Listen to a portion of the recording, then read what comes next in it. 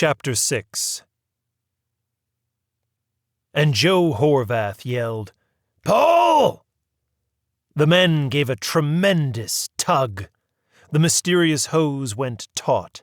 They secured second grips on the wire-bound surface of the mysterious hose. "And again!" Joe Horvath chanted. "Pull!" The work crew didn't hoe, but they did heave. The hose resisted the second jerk for a prolonged second. Then it gave way, and the men went tumbling and sliding backward. Somewhere off in the darkness, they heard a splash and the sound of something gushing. "Son of a bitch," one of them muttered. Then he gave suddenly a sniff, and then another, and another. None of them carried a handkerchief, there being a general opinion among the Yokums working classes that fingers had been made first. But the man did not have a cold.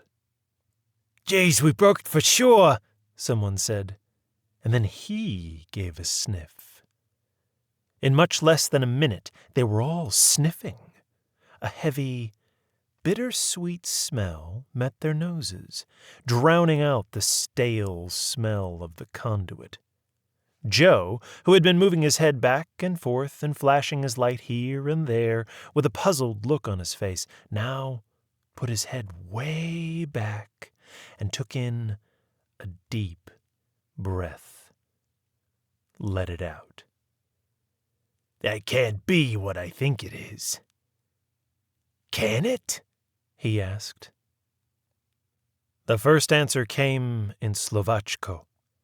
"Pieva," said one of the crew. His tone was merely definitive. In Europe, he had been told that the water faucets in America flowed milk and honey. He was not now totally astonished to learn that underground hoses flowed with another precious fluid. "Can it?" asked Horvath once more. His tone this time seemed to indicate it could. "No, but it can't," he said. But one of the English-speaking DPW men was less skeptical. He took a step forward, his boots squelching. "Maybe it can't, but it is. It's beer!" he yelled. "It's beer!" Like every other city, Yokums had an ordinance against what the ordinance called hawkers. Needless to say, no reference to the ancient art of falconry was here intended. Many of the local merchants had themselves been peddlers once, and if not they themselves, then their fathers or grandfathers. Having finally, by dint of hard work, long hours, contentment with small profits, diligence, and at least some reputation for honesty and straight dealing, gotten inside the door, then they, or their sons and or grandsons, finally got around to closing the door behind them. It was no longer possible to buy Yankee notions or piece goods out of a backpack or a stall on the streets of the city. Some few customer peddlers still made the rounds to a few loyal patrons, but they carried their wares in suitcases. It was more dignified, and also it was unlikely to attract the unwelcome attentions of the police. There were, to be sure, in the warmer weather, a few white-painted trucks which sold refreshments, a term understood to mean ice cream, ices, and soda pop, from a window in the side. But they operated on sufferance. Suffer they were certain to. Did they find some good pitch? Did they build up a trade? Be sure that sooner or later a police car would draw up and send them packing. And then hear the funny foreigners howl. "What do you want from me? I just trying to make a living. I got the kids to support." "Don't tell me your problems. I just enforce the law. Man owns a store and pays rent and taxes. You ain't got no right come along and take the bread out of his mouth. Come on now, come on, get out of here. Don't let me have to tell you again." Oh, hear the funny foreigners howl. There were, however, a few exceptions. No one attempted to disturb old Major Mormon, whose title had been inherited from his father, a veteran of the Mexican War, when, shaking with senility and fatigue, he offered for sale from a basket set on a small folding chair the wormy produce of his overgrown orchard. And the ordinance was deemed suspended. Yokums gestured toward a program of national recovery which antedated the New Deal in favor of the unemployed, who were offering for sale much larger, much redder, and much less wormy apples, maybe, on certain street corners in the Village, as the old-fashioned still called the downtown section of the city. It had once been the Village of Yokums before village and town were combined into city. There were anyway hardly any greengrocers or fruit stores left in the Village anymore. Ancient old Titus Van de Beck, whose own father had been a slave, did sometimes sell greens, sometimes fruit, but mostly hot sweet potatoes from his hole-in-the-wall place in Adams Alley. And Izzy Finebine's market still held out. Neither offered any objections to the unemployed selling apples on the street corners. Perhaps Izzy felt that he still had sufficient bread in his mouth. Perhaps Titus was content that he could no longer be sold at auction or by private treaty. And as for perambulating vendors who plied their prescribed trade in the open street, that left two. And as they plied it slowly over the whole of the older parts of the city, perhaps it may have been that no store merchants saw them often enough to feel the white, the rye, the raisin, whole wheat, or pumpernickel being pulled out from between their mercantile teeth. Fred Stevens was one, and Pantaleon Papadopoulos was another. Fred operated his business out of a small red wagon, once bright, long, dull. It reached up to the bottom button of his vest, and its top contained 3 compartments, holding, respectively, hot dogs, hot dog rolls, buns, if you prefer, and sauerkraut. There was mustard in a large jar. There was no relish, and there were no chopped onions.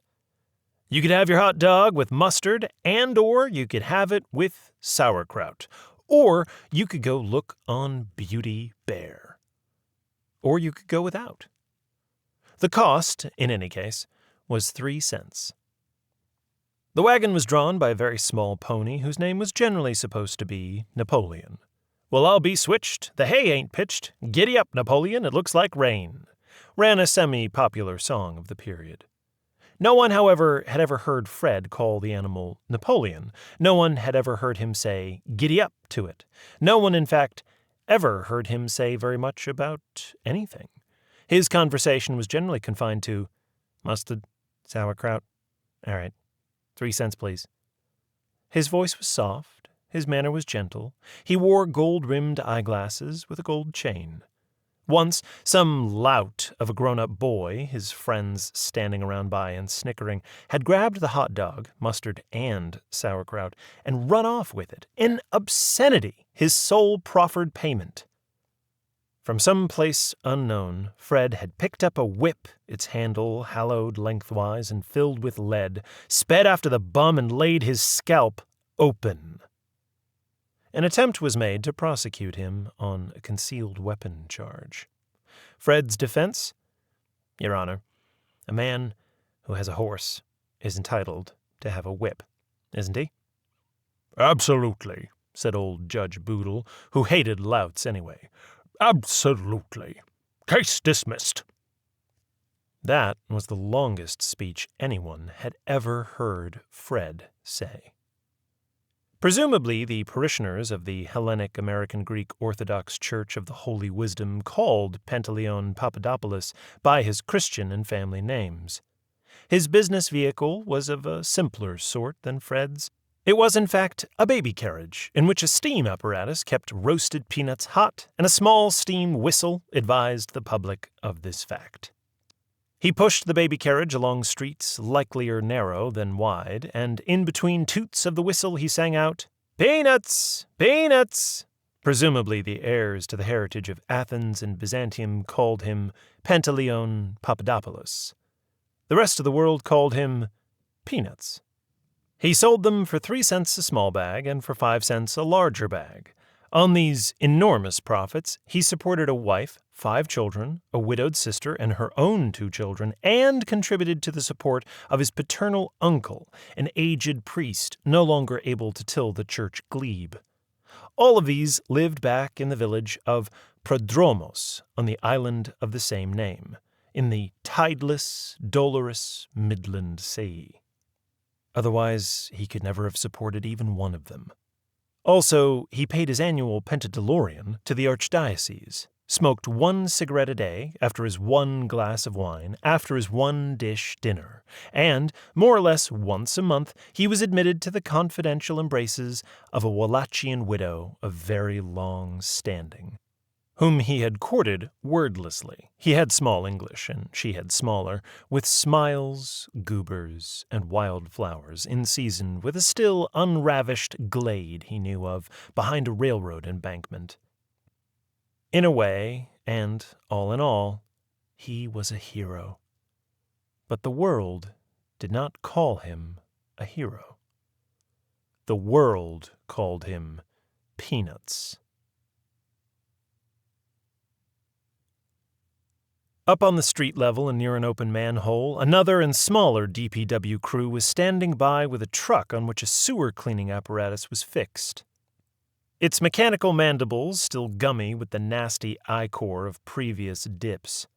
They talked idly together while they waited on word from Joe Horvath to start dipping up the debris, but their talk didn't deal with the ownership of no man's land, a legal nicety of which they were only vaguely aware. The big topics of conversation were A, the Depression, subtopics 1, jobs, and B, repeal. Would it come or wouldn't it? Subtopic 1, if so, when?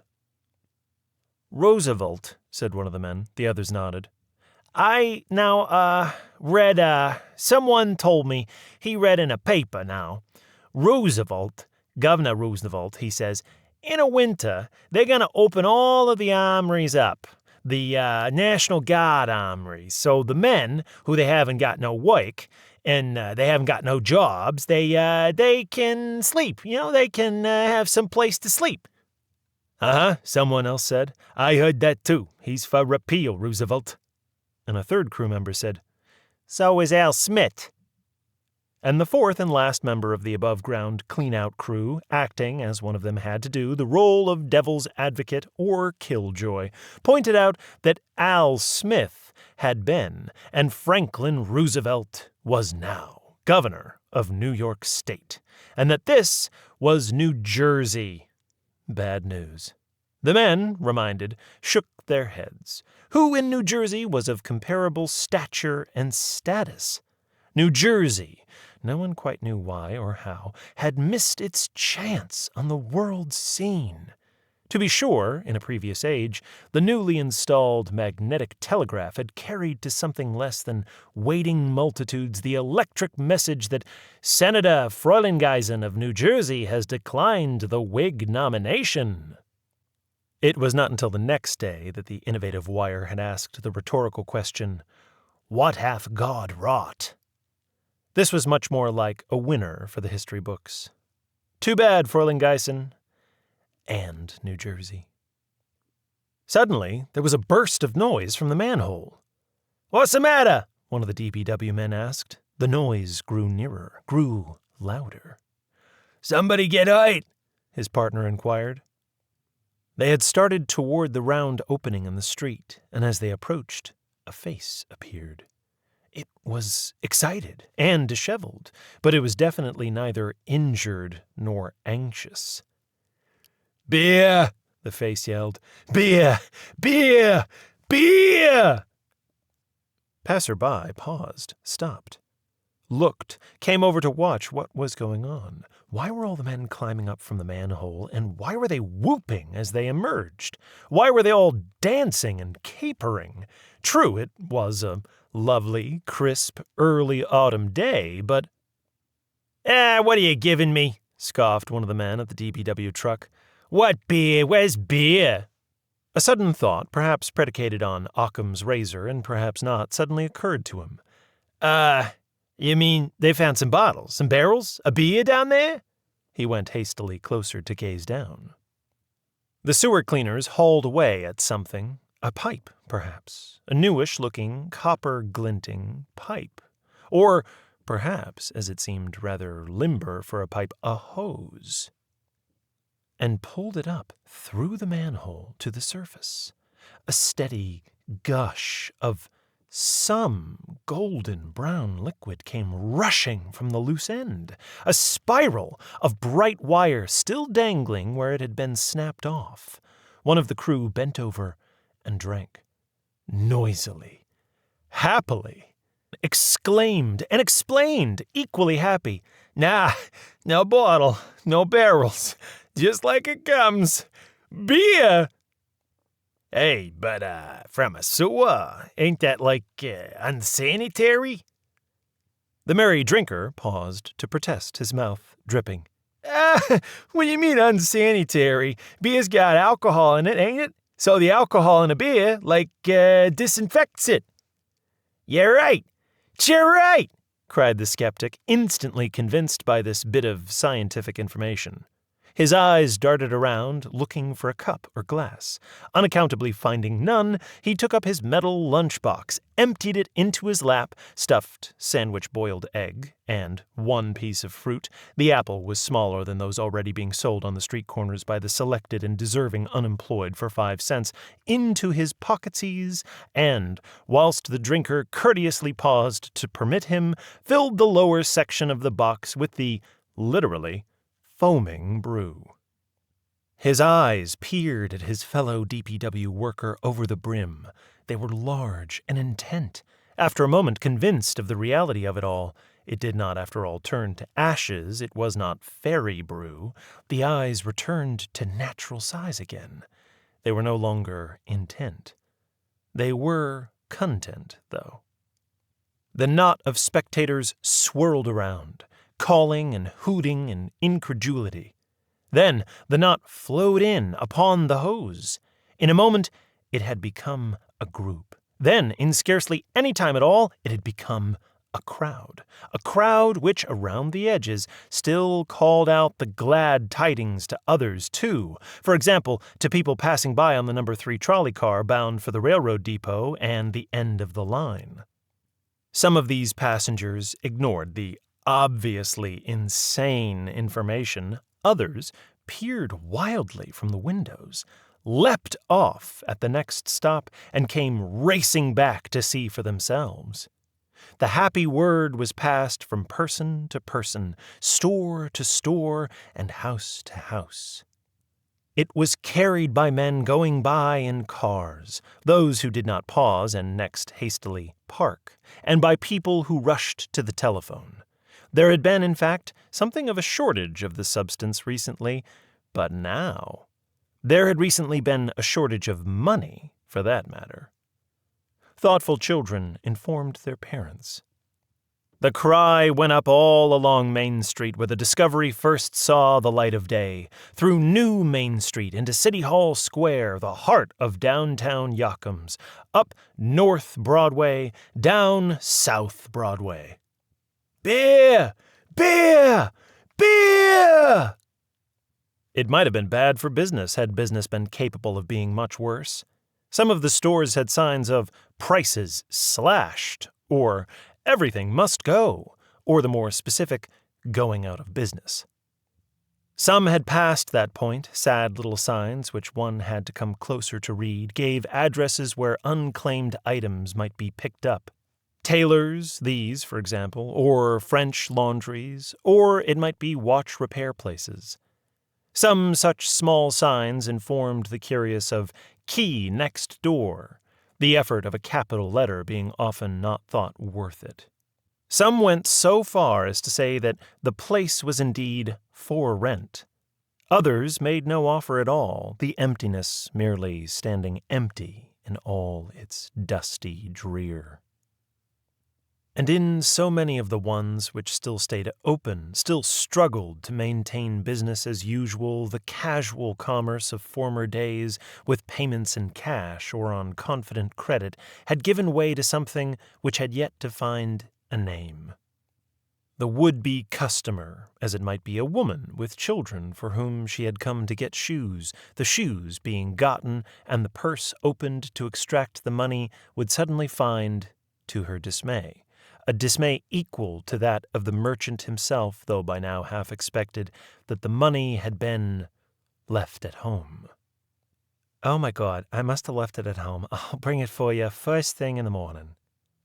Here she looks up hopefully. The merchant sighs. He shakes his head, no genial shake of reproof at such carelessness, a shake the negative of which admits of no doubt.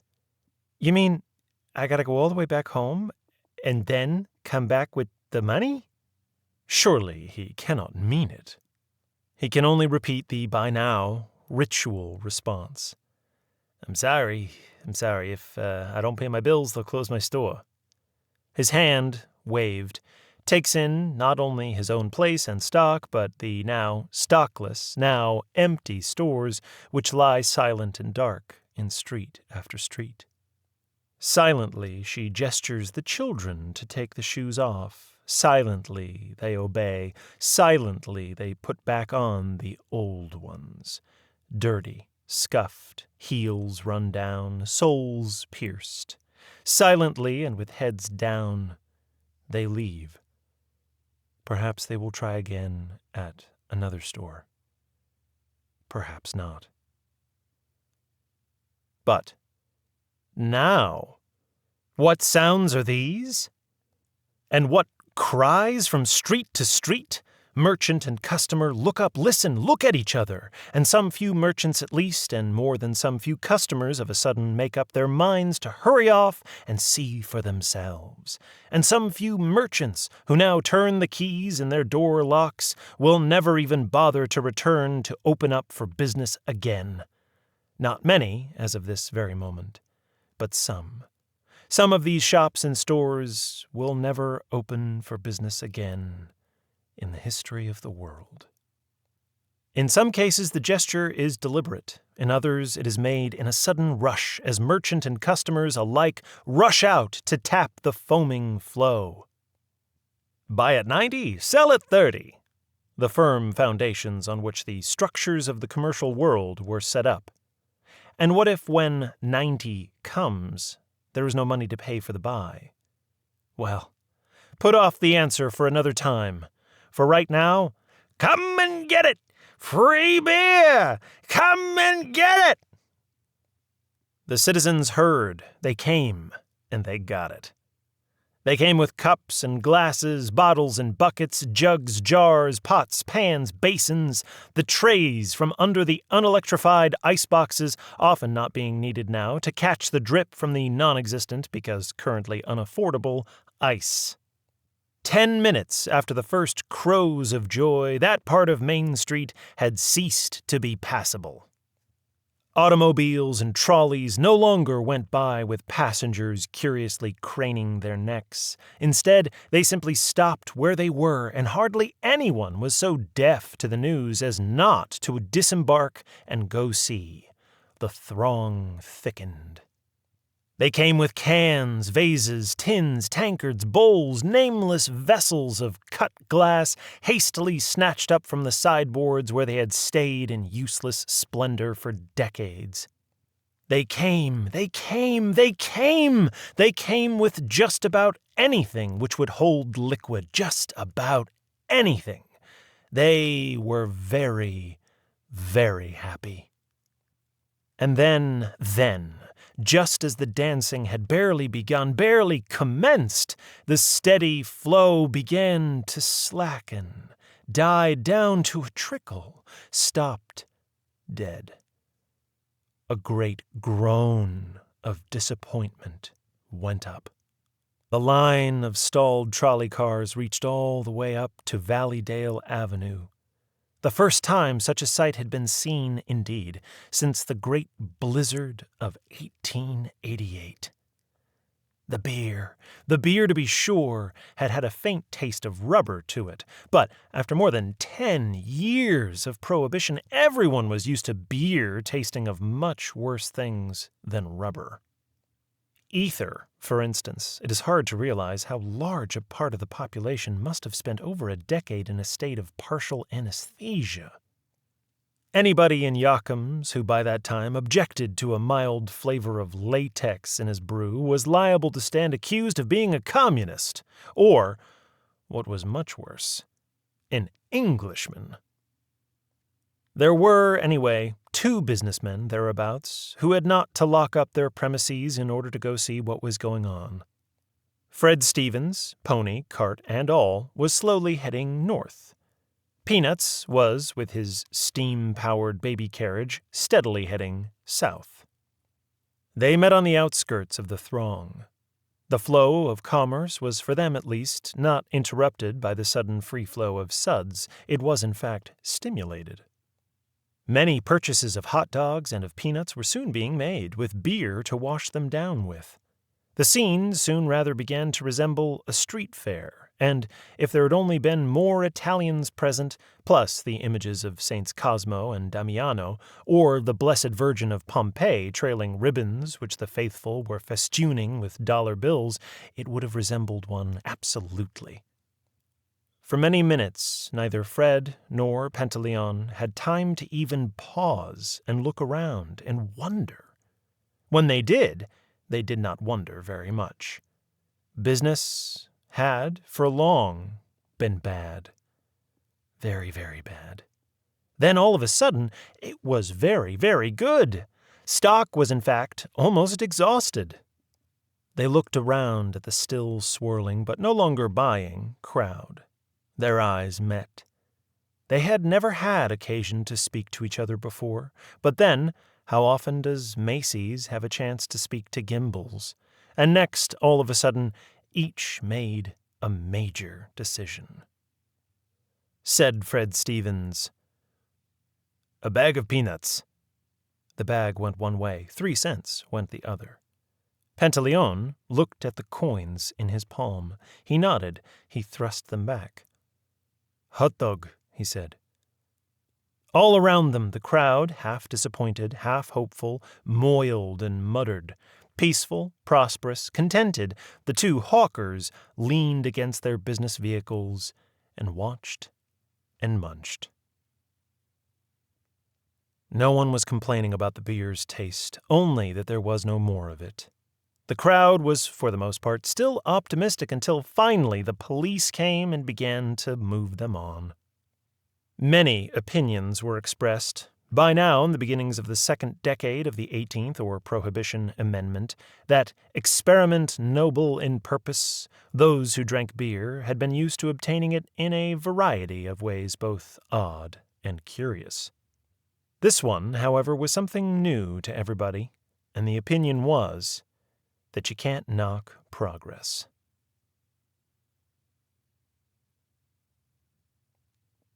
Whilst the potlatch was still in its beginnings, Joe Horvath, who drank only at wakes and weddings, made his way back to City Hall and into the presence of his most immediate superior, Deputy Commissioner of Public Works Robert Bob Bradlaugh, whose eyes gleamed, whose nose sniffed.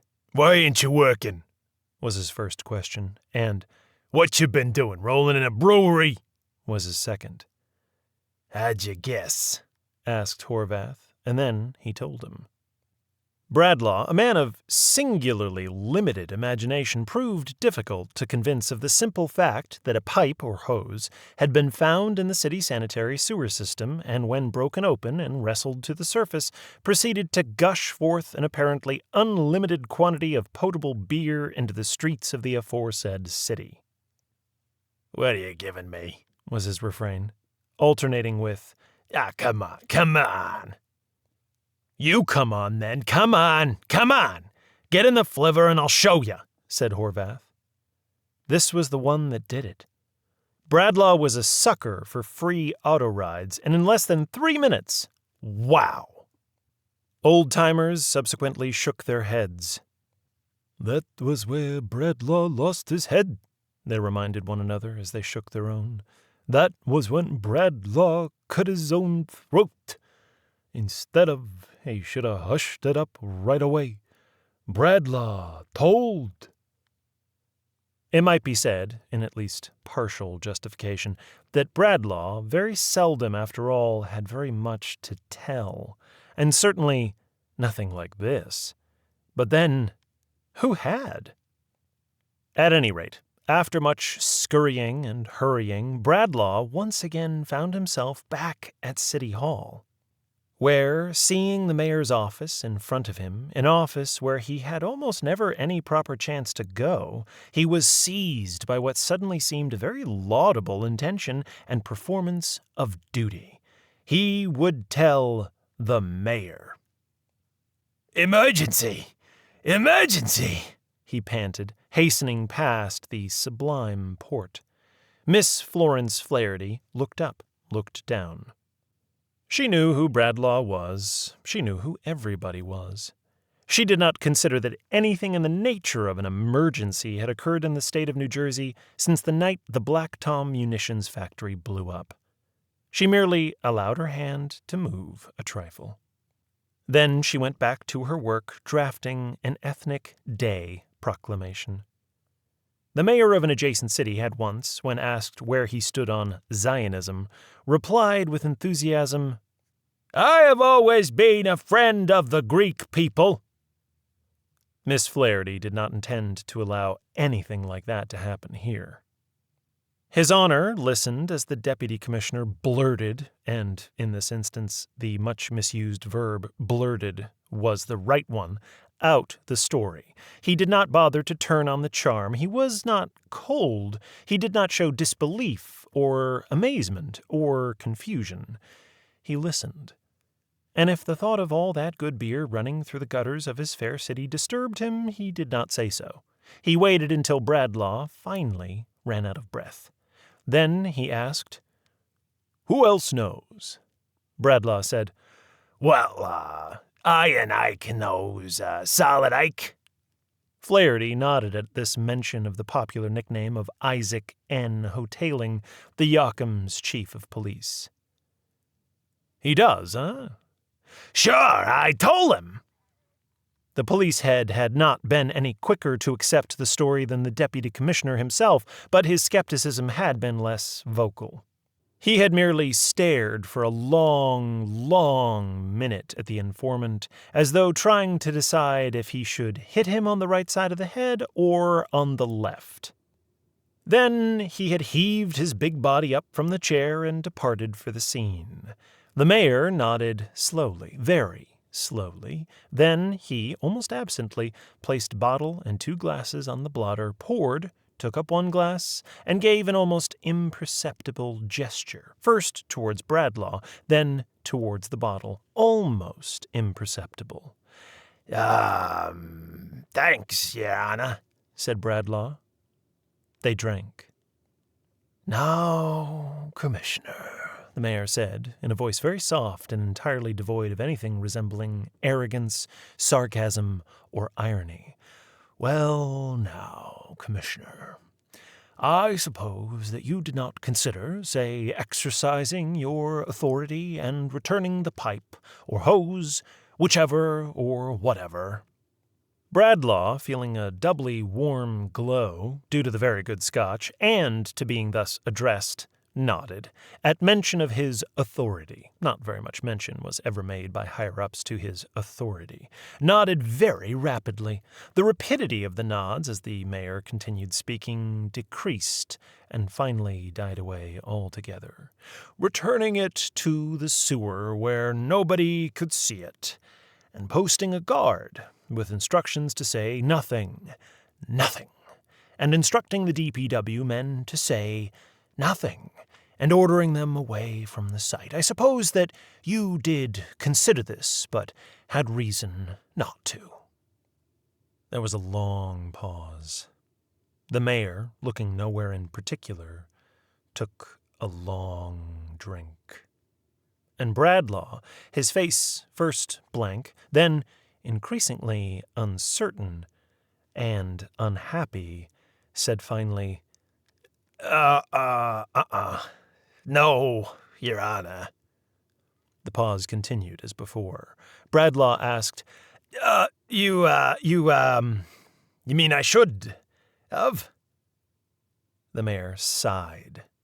The mayor said, "Well, it was just a thought. It doesn't matter now. Well, who else knows?" And the by now very unhappy Bradlaugh hesitated, then let it all pour out. "Half the people in Yokums, by now, I guess. We'll have to notify the feds, I guess. Won't we?" His Honor said, "I guess we will." He did not seem at all happy. Bill Baumberg and Stell Wilson were sitting at the same table in Maloney's, talking about their publishers. "Emery," said Stell. "Don't talk to me about Emery." Emery was Bill Baumberg's publisher. "If you want to know a real 100% vindictive illiterate, make the acquaintance of Herbert H. Rule." "Do I have to?" Bill asked. He was content to go on making the acquaintance of Stell Wilson. That is, he was not really content. He felt that process had gone on long enough and should by now have given way to something much closer, warmer, in a word, intimate. "Well, if you have to, don't. It took me weeks to persuade Ed Fleming to let me do a piece on what I call the do-it-yourself school of moonshining, you know? All these restaurant supply stores which sell malt and hop syrups in bottles and cappers and grape juice and grape concentrate." Bill, who was looking at her neck and thinking that it really was like the snowdrift, said, "Yeah, and Crocs and charred kegs." "And charred kegs," she said, nodding. "What are you looking at?" she asked suddenly. "Is the yoke of my dress crooked?" Her hands began to feel and pat. "I wasn't looking at your yoke. I was looking at your neck. I washed it this morning. It really is like the snowdrift. Thanks to the manufacturers of fairy soap." "What?" "You're crazy. You mean Annie Laurie? Is that what you do mean? Well, for your information, it's her brow is like the snowdrift, her neck is like the swan, and why any self-respecting woman would want to feel pleased because someone said she had a neck like a swan. You really are crazy." She really did not seem at all pleased, and as he was sure that she would only get more annoyed if he pointed out that he hadn't said her neck was like a swan, he said nothing. He didn't even sigh. He said instead, "And then what? Rule?" The absolutely blank look which Stell used, where someone else would use a scowl, vanished. All was as before.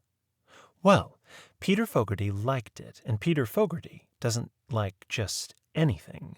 The whole idea of the piece, was to show that if people want to have beer or wine, people are going to have beer or wine, so why not recognize the fact and stop making criminals of people?" Bill said, Right. And did you mention the directive or directions? In order to prevent illegal fermentation from taking place, avoid putting the contents of 1 can of malt and 1 pound of hops together with 1 cake of yeast in 4 gallons of warm water, or keep in a warm place for 2 weeks together with a pound of dissolved white sugar. She nodded, faintly smiling. "But that's not the right proportions, though." "Well, anyway, and Peter Fogarty liked it. And do you know what Rule said? Rule said, nah. That was all. I spent hours on it. And Herbert H. Rule says, nah. And that was that." Bill said, I know. I'm sorry. Yeah, well, I spent an hour this morning listening to Old Mom Moomaw give out the same old line of, malarkey." Stell nodded, smiling wryly. Oh, those hats, those enormous hats with the still lifes on them. Was she wearing— Nope, not today.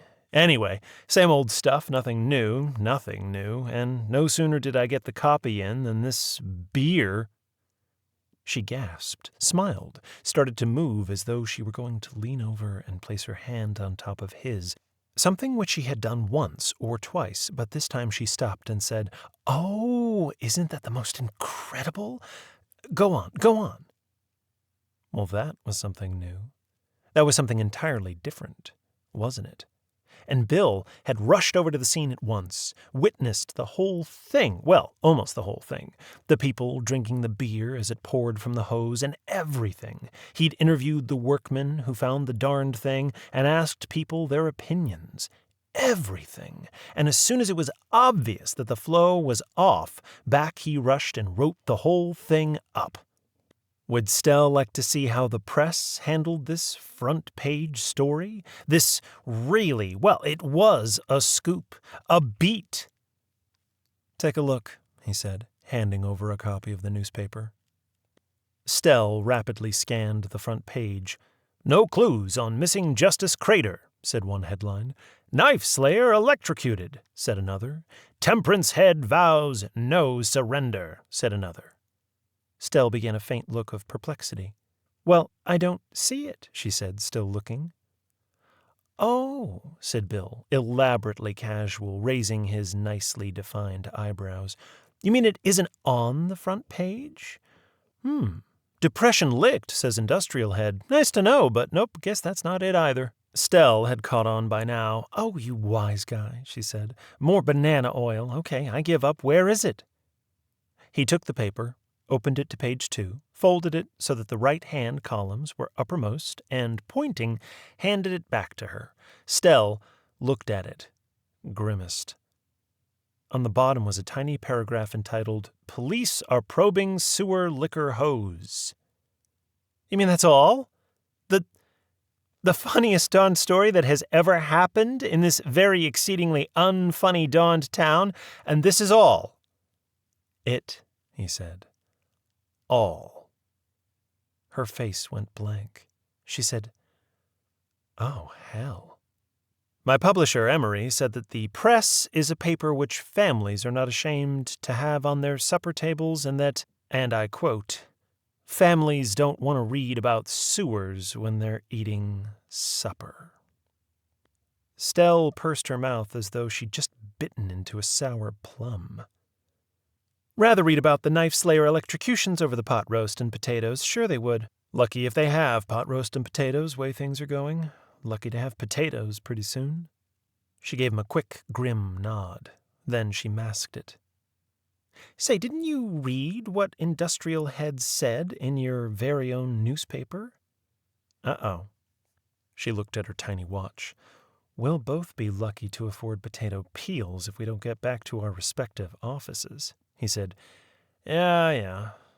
Bub Snyder, Maloney's curate, asked, What do you have? Bill said $50 on the bar. The lady had her inevitable cup of tea, and I had 2 scotch and sodas. 2 butterscotch pudding, 45 cents. Stell came up and set a nickel on top of the 50-cent piece. Bill said, Oh, for crying out loud, can't I even buy you a cup of tea? Oh, well. Outside, she said, Goodbye. Better luck with— I'll walk you back to your— She belted her coat, shook her head. I am the cat who walks alone. So be it, Bill said. She threw him a quick look. Say, you're just full of quotations today. First it was Robert Burns or whoever, now it's Kipling. I am vast, he said. I contain multitudes. He took a half-step forward. Well, she said briskly, I'm afraid you're just going to have to go right on containing them. Ta-ta! No one called the fall autumn in Yokums. No one except an odd schoolteacher or so from the outlands. The same who called pants trousers, and spoke also as though eyeglasses were spectacles, mirrors were looking-glasses, a piece of chalk a crayon, and other oddities and unsolved mysteries of the land and sea. There was no point in all of Yokums where not more than a quarter-mile walk in any direction, except, of course, toward the water, would not bring you to trees. Large trees, old trees. There, alas, were no more spreading chestnut trees, and alas, the spreading elm trees were soon to follow them down the blighted road to oblivion. And there were magnolia trees, the northern magnolia, nothing to do with roses and drums, the fallen banners of the lost cause. But you notice the magnolia trees in their pink and white flowers and their deep, sweet smell in the spring and summer. They, of course, were still there in the fall, but it was not the magnolia trees that you noticed in the fall. There were sumac, too, also called Chinese elm, a vile slander on both China and the elm proper. The sumac was also sometimes called the tree of life, God knows why, and sometimes the ailanthus or acanthus, or maybe it was the pithecanthropus, more like some damned evil weed, a gross weed than a decent proper tree, with its vile unnatural growth, faster and ranker than the eucalyptus, its reptilian leaves, and worst of all, its stinking smell. It would grow anywhere, and as the great patriarch of the trees died off, these cuckoo birds of the tree world too often took their places. Like starlings driving out decent birds, they seemed to drive out decent trees. Let civilization totter. Behold the slimy sumac striding like triffids and, all pretense gone, striking mankind down with its poison, sting, and stink. But here and there, the wild cherry was still seen, its bark a medicament for the old-fashioned and the knowing. Here and there the dogwood and the acacia or locust tree, also sweetly white-flowered. The acacia lived forever, or so it seemed. In the wide side yard of the ancient Dutch Reformed Church grew 3 acacias, which had been there when George Washington had come to worship, and the classis all there too, you may be sure, with their cocked hats in their hands. But the trees of the fall, the trees of the fall, they were 2 in kind, bearing stuff after their kind, the horse chestnut and the maple. The oak might have been mightier, but its nuts were no comparison to those of horse chestnut, nor its leaves so gloriously painted as the maple's. Poets made much of the oak, Virgil and others, but a boy in those months of October and November noticed oaks very little. A boy noticed the horse chestnut and the maple. A boy learned where to look for the biggest, broadest, reddest, and yellowest maple leaves. And a boy learned where to look for the glossiest and biggest horse chestnuts, some still bursting out of their green husks. But by the time the boy went looking, they were, for the most part, already free of them, lying on the ground amidst the leaves. It was perhaps the sole acknowledgment a boy could give to the abstract principle of simple beauty, for the horse chestnut had no use at all, none whatsoever. In its bright and shining red-brownness, it was merely lovely to look upon. And by the time the fallen leaves had surrendered their last nuts, by that time the leaves were already being raked into piles and were burning, pyres of the waning, dying year, bittersweet smoke, signals of coming winter, when all the trees were the same. Chapter 7. The Department of Justice's men had finally arrived at the scene of the almost carnival. Police Chief Iron Ike Hoteling and his men were already there. During the Spanish-American War, the Boxer Rebellion, and Philippine insurrection, in at least one of which he had earned his nickname, Hoteling had been a fine and chesty figure of a man. There were photographs occasionally reprinted to prove it. In the 3 decades since then, however, the chest had somewhat slipped, and he who had been a fine big man was now a big man. And also present was Deputy Assistant Commissioner Bradlaugh, not still. Again. Commissioner Coit's instructions to him had been brief. "Get out of my sight," said Coit. The federales had arrived too. There was a certain ceremonious touchiness as the several jurisdictions met. "Captain Farrell," said Iron Ike. "Chief Hoteling," said the Pro-He-Man. "I didn't want to touch nothing until you come along," said Ike. "Appreciate that," said Farrell, a tall, thin, oyster-eyed, non-cheerful man in overcoat as gray as his face. He looked like something carved on a totem pole by a gloomy Indian. There was a pause in these amenities, and as no one stepped forward to say, "Brave gentlemen of France, fire first," or anything like it, Chief Hoteling, with a curt gesture, "Commissioner Bradlaugh." Farrell said, "Commissioner," touched the brim of his hat with one finger, simultaneously bobbing his head about an inch. Bradlaugh said, This disposed of, the chief got down to business. "Now, what I would suggest," he said, Captain Farrell meanwhile nodding in advance, "I would suggest we have a couple of men get into this sewer and trace this hose to its source, huh?" "Agree with you 100%, said the captain. They both turned to Bradlaugh, who blinked, then having said, "Oh," a few times, and a few times, "Yeah," gave his crew the necessary instructions, to which, with the advice and consent of both Farrell and Hoteling, were added strict injunctions not to sample the merchandise, just to trace it. It led them, and so, of course, the combined forces of the law, to an exceedingly dingy garage at the corner of Thompson and Commerce Streets. Thompson was a poor but respectable thoroughfare. Commerce Street was merely poor, the subject of 1,000 dirty jokes. This time, however, having sent out scouts and observers, the professional ladies looked from their windows at the constabularies with unworried interest. A large crowd gathered to watch the proceedings. The garage had a door of reinforced steel.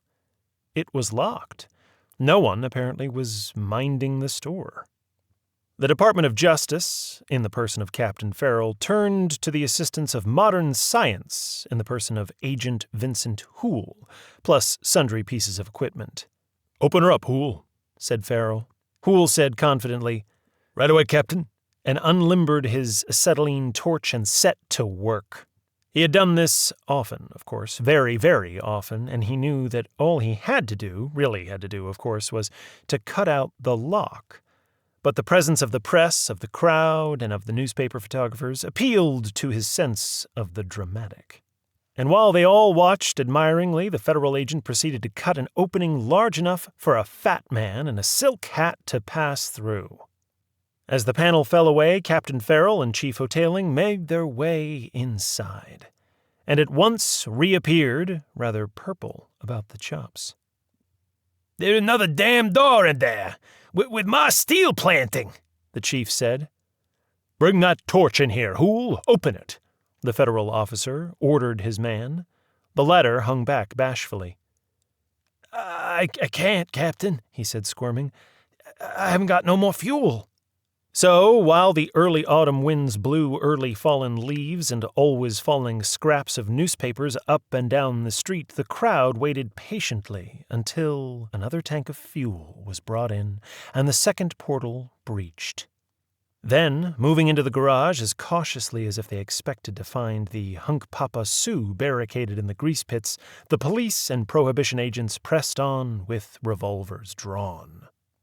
A genial odor of malt and hops pervaded the air, and bottle caps were scattered on the concrete floor, but the place was otherwise empty. In one corner of the concrete floor a trench was gouged out. It led to a hole. Someone idly kicked a bottle cap into the opening. There was a moment's wait, then a tiny splash. "What's your opinion of all this, Chief?" asked Captain Farrell. A rumor, meanwhile, spread through the crowd outside that Judge Crater's body had been found inside. The popular consensus was that they would rather have beer. "I'll tell you what my opinion is, Captain," Hoteling said, portentously, his chest swelling up to its former level, compressing his several chins into almost one. "My opinion is that this place has been equipped and used as a beer bottling plant." Captain Farrell nodded his head slowly at this sage deduction, said that he didn't wonder but what the chief might well be right. "It's my further opinion," Iron Ike continued, absently allowing the chest and chins to slip back down again, "that the operator of this bottling plant become aware of the police surveillance and removed the, equipment." Just how the equipment might have been removed without the police surveilling being at all aware of it was not explained. "That case," Captain Farrell said reflectively, "the pipe or hose may have led here from a brewery, maybe." Chief Hoteling canted his huge head to one side, rather like the birdie with a yellow bill, said, "Maybe."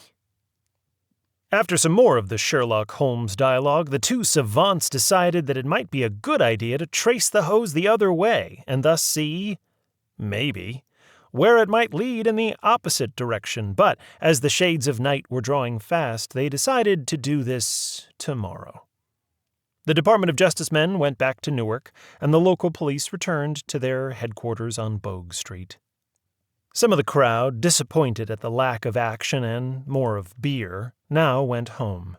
Some, guided by the peculiar psychology of crowds, stayed on to gape at the empty garage. And some, television being still but a toy in a laboratory, decided to pay social calls at several commercial street establishments which were known always to welcome company. It was, all in all, the best night these ladies had had since the bottom fell out of Wall Street, causing ripples to spread wide and far. Bradlaugh, meanwhile, not knowing exactly what to do, but being determined not to be reproached for not doing anything, had told his men that they might as well haul up the hose which lay between the garage cum bottling plant and the point where it had been broken. And so they hauled it up, fathoms and fathoms of it. Looking on grimly was the Department of Public Works Commissioner himself, the Honorable John J. Coit. He was not in his usual jolly mood. Already too many people had, with too little originality, asked him why he had not had the beer hose switched around so that it would dispense its liquid largesse elsewhere. The elsewhere suggested ranging from the Exempt Firemen's Benevolent Association Hall to the Salvation Army Building to his, the commissioner's, own home. "You ain't a Father Matthew man, are you, John?" someone with misplaced joviality had asked after making the suggestion. And at this reference to the founder of the insufficiently renowned Catholic Pioneer Temperance League, Coit could think of nothing more sparkling to say than, "Dry up, will you?" "The hose dry up, and ain't that a shame, John? Ha ha!" It was at this unfortunate moment that Bradlaugh approached him diffidently. What do we do with the hose, John?" he asked. Coit glared at him. "What in the hell are you asking me what to do with it?" he growled. "You went to the mayor before you come to me, didn't you? Then ask the mayor what to do with it." And as poor Bradlaugh stood there, his head hanging, Coit added a graphic but impractical suggestion of what else the unhappy deputy might do with the hose. Then he stomped away. If Bradlaugh had by now gotten the idea that his political career had met up with a check, he was absolutely correct. Still, trying to do the best he could, he had the hose cut into manageable lengths so that it could be stored in the DPW garage. But he was curtly informed that it didn't belong there. Kind-hearted Fat Frank Feeney, applied to with the suggestion that it might be stored in the police stables, said, "Certainly. There was lots of room there, and Fat Frank, who was on the payroll as a hostler, hadn't had much to do with his space or time since the police had gotten rid of their last horses 5 years previously. Frank had originally been a patrolman, but had put on weight until his feet could no longer stand the strain of walking the beat. It wasn't that he had been a very gross feeder, it was simply that since neither state nor federal governments any longer maintained standards for the quality of the beer dispensed to the general population, kind-hearted Officer Feeney had taken it upon himself to sample it at the clandestine dispensaries strategically located around town, in order to make sure constantly of its wholesomeness, as neither this nor its concomitant effects upon his size and weight constituted an infringement of the rules of the force, and as everyone liked Jolly Fat Frank, the department bought him a motorcycle. Presumably, the problem of staying on the bike was solvable since other policemen had managed to solve it, but somehow Frank never could. "It's them goddamn curves," he would explain cheerfully. The solution of making him a hostler was a load off everyone's mind. The police stable was not invariably empty of horseflesh. The city comptroller had been mildly surprised to observe a rather large Indian pony there on one of his rather rare visits. "Belongs to a friend," explained Feeney, his red and purple face bubbling with good humor. "He barks it here, now and then. Pays for the feed himself. I don't charge him nothing for rubbing it down and all, and he gives like a contribution to the benevolent fund." "Oh, well, that's okay then," said the comptroller. De minimis non curat lex.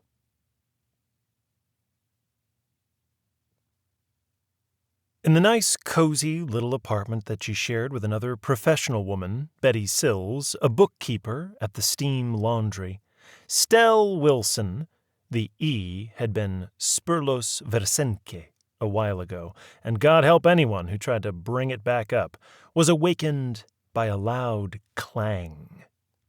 After a second, there was another clang, and the sound of a man's voice cursing softly.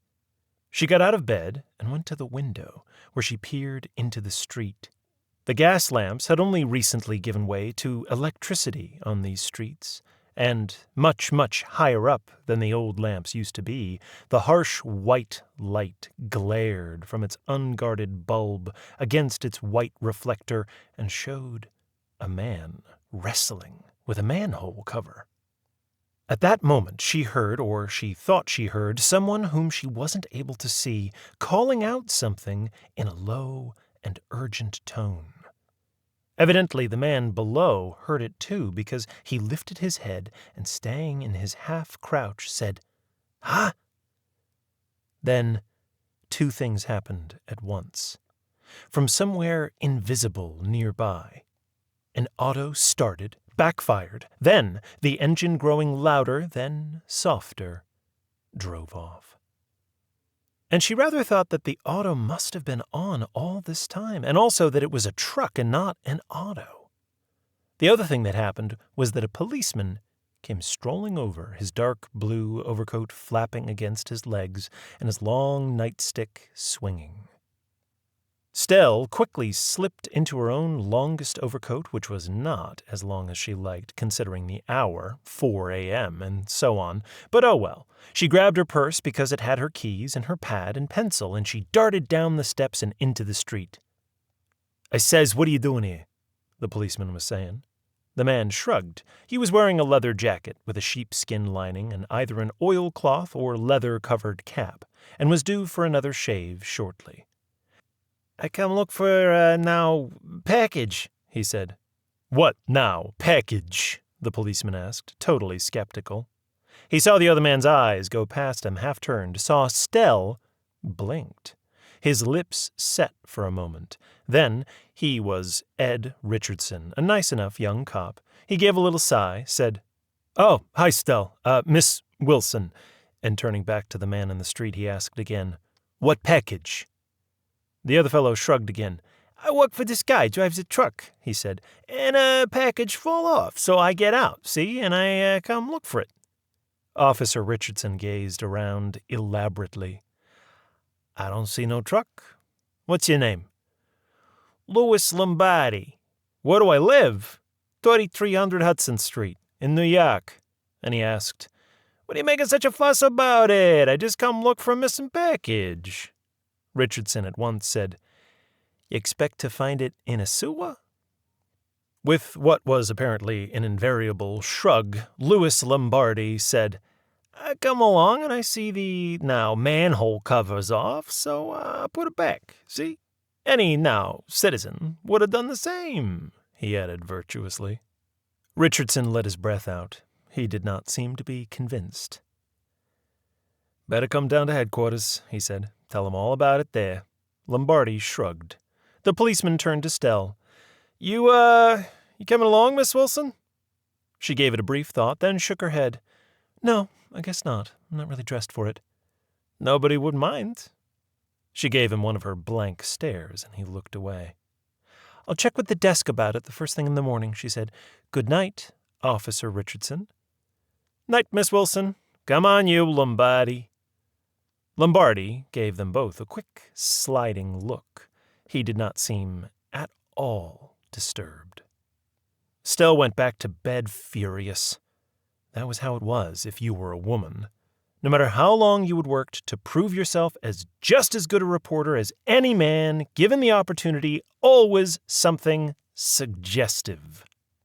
Well, Ed Richardson didn't get any change out of her, and as for Louis Lombardi, if that was his real name, which she doubted, there was certainly something fishy about him. If he had been just exactly what he said he was, he would have been pleading and pleading, come on, give me a break, that sort of thing. No, definitely fishy. Well, back to sleep. Time enough in the morning. In the morning, after the one slice of buttered toast, the one slice of unbuttered toast, the 1/2 grapefruit, the 1 piece of bacon, and the 1 cup of black coffee, she called the police HQ in Bogue Street. The desk sergeant on duty said that she'd have to talk to Captain Flynn about it. And Captain Flynn, after asking what he could do for her, Miss Wilson, and being told what, said, Well, yeah, we questioned him, and there didn't seem nothing to hold him on, so we released him. What else can I do for you, Miss Wilson? Stell Wilson, who really was an experienced reporter, and knew from reason of that experience that the police did not always volunteer every bit of information available, said, You checked the address he gave, 3300 Hudson Street, New York City? Captain Flynn did seem surprised that she asked, but he said, We had it checked, and it turned out to be false. Or, anyway, there isn't no such number, Hudson Street, New York City. And just in case there might have been some misunderstanding, we also had a check made in Newark. Lots of confusion all the time between them two places, but no such number, Hudson Street there either. Not that it matters. No crime was committed anyway. In that case, Stell asked herself, but not Captain Flynn, why did you bother checking his address even once, let alone twice? But all she asked aloud was, wonder why he gave a false address.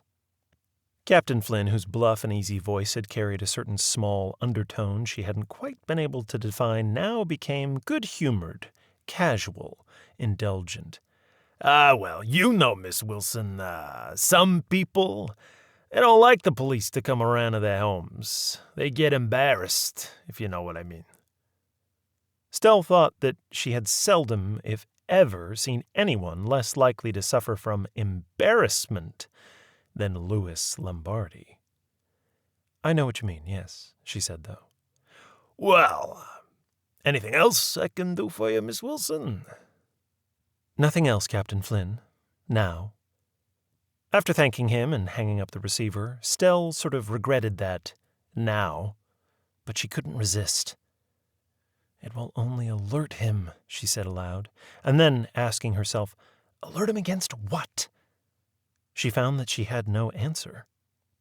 Hanging up her coat in the office of the Press newspaper, she saw nearby Mr. Peter Fogarty, the senior reporter, and who had, in fact, been working there since the day he graduated the 8th grade at St. Joseph's School and promptly got himself hired, aged 14, as copy boy, office boy, and general factotum, a tall man with a tendency to stoop, a kindly and homely face, and a mouth full of large, long teeth, and many a poem, proverb, saying, saw, and totally respectable jest. "Oh, Mr. Fogarty, I wanted to ask you," and her coat slipping, she turned to hang it more firmly. "Nihil obstat," said Mr. Peter Fogarty. "Ask away, my child." "There. Oh, are you going to check when the police and DPW traced the other part of that beer hose this morning?" He nodded. In many ways, he was very unprogressive and naturally with a tendency towards, well, almost bigotry. Almost. And Stell did not understand how he managed to feed 7 children and another on the way, and had you seen poor Mrs. Fogarty's mouth? At least a tooth gone for every child, the lack of calcium after 2 pay cuts. But he was always a gentleman. "I have already checked, Miss Wilson, my star, and I won't keep you in suspense. You would like to know what they found out. They found out nothing. Nothing at all, except, of course, that sewers are very dirty places, aren't they?" She stared. "When you say nothing—" "When I say nothing, I mean nothing at all. They did not find out where the other part of the hose, the miraculous hose, where it went to. Alas." She stared some more. "But how come? Mr. Fogarty, I mean, all they had to do was follow the darned thing, didn't they?" He sighed, pursed his lips. Yes, all they would have had to do would be to follow it. Follow the mysterious cornucopia hose, yes. Why didn't they? Well, you see, it wasn't there. You see, the men went down into the catacombs, well, the cloaca, I should say, really, when they went down bright and early. I took the early mass at St. Joseph's, and then I went right down there myself, not into the sewer, I should say. I am zealous, but there are limits. There are, after all, limits, and Clara has quite enough washing to do as it is, and I don't own stock in the Yokums steam laundry. However, the machine, you know, has much to answer for, but the washing machine is an unmixed blessing as far as the Peter Michael Fogarty family is concerned. Yes, Mr. Fogarty, he smiled. Oh, yes, forgive me. Well, they didn't trace the hose because it wasn't there to be traced. We have the word of many witnesses that there had been a hose in the sewer yesterday. It was inadvertently, or perhaps advertently, broken, wasn't it? Or perhaps it had been weakened by the blows of an axe whilst they were trying to chop out some of the debris there. Christmas trees, would you believe it? And bless the darling thing, it flowed beer, didn't it? And a part of it was traced to its terminus ad quem, where the product had recently been being bottled, correct? And although the police force are perhaps not trained in topology, or whatever it is, nevertheless they, and the Bureau of Prohibition, and the Department of Public Works, all were able to figure out that ubi ad quem, ibi a quo. In other words, now do not be impatient, my dear Stell. Where there is an end, there has to be a beginning. However, and here he rotated his rather gaunt neck around against the starched white collar, a habit of his, where the terminus a quo might be, or may have been, must at least, for the present, remain a mystery, because when the laborers, who are worthy of their hire, we must assume, went down into the depths this morning to follow the hose to its origins, surprise, there was no hose. After a second, she said, "And the police?" He gave a very soft sigh, and, looking her right in the eye, said, "The police profess themselves utterly mystified." The newspaper buildings faced each other on River Street.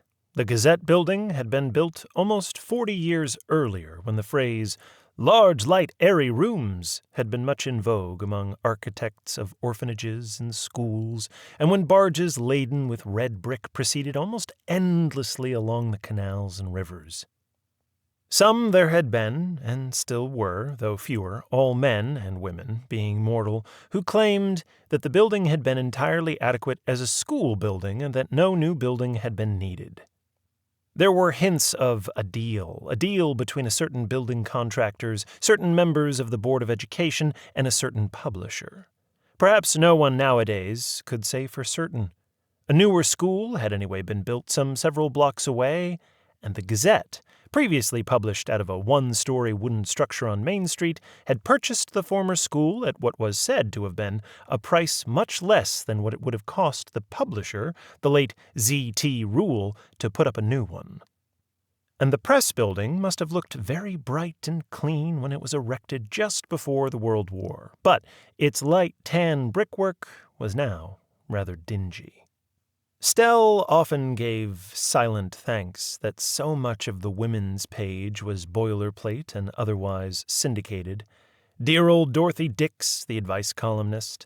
Dear dull Helen and Warren, the married couple whose magnificently dull life appeared in the form of a daily serial, and all the rest of it. Because if so much of the woman's page, recipes and all, had not appeared ready-made, undoubtedly she, Stell Wilson, girl reporter, would have had to help make it up, and if she could tell rhubarb from celery, that was as much as she cared to. So even though her career had begun traditionally as a gopher, go for the coffee, go for the proof sheets, go for this and go for that, she was now, after all, really and truly a journalist. And not a mere extension of the domestic science class. No, she had a desk up in the front like any of the reporters.